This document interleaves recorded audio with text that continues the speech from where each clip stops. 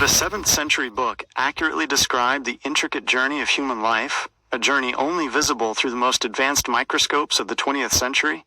This is the story of Professor Keith L. Moore, a man at the pinnacle of his field who was about to have his world turned upside down by a single book, the Qur'an. Professor Moore was not just an embryologist, he was a titan in his field. As the head of anatomy at the University of Toronto, and author of the groundbreaking medical textbook, The Developing Human, his work was the gold standard for generations of medical students. He was a man of pure science, a man who believed that truth was only found under a microscope.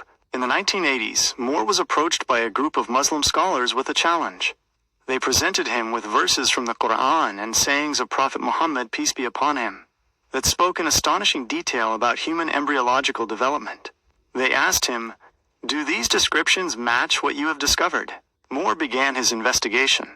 The first verse he examined, from Surah Al-Mu'minun, speaks of man being created from a nutfah, a tiny drop of fluid.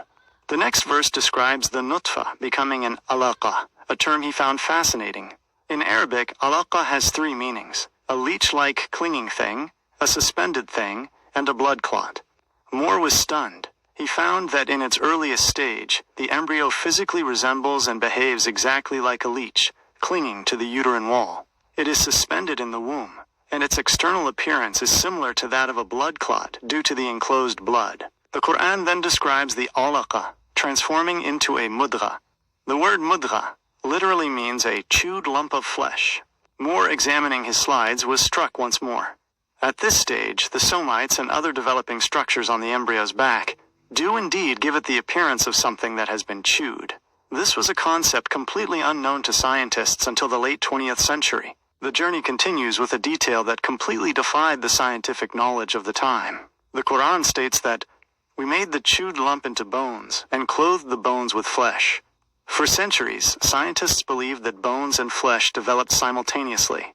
But modern embryology has proven that cartilage models of bones form first, and only then do muscles and flesh develop around them.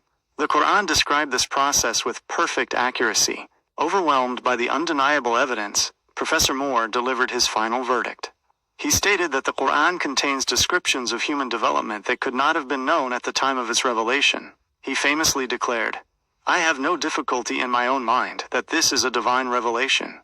His research led him to acknowledge the divine origin of the Qur'an, a journey that began with a microscope and ended in faith. The story of Professor Keith L. Moore is a powerful testament to the harmony between modern science and the ancient wisdom of the Qur'an.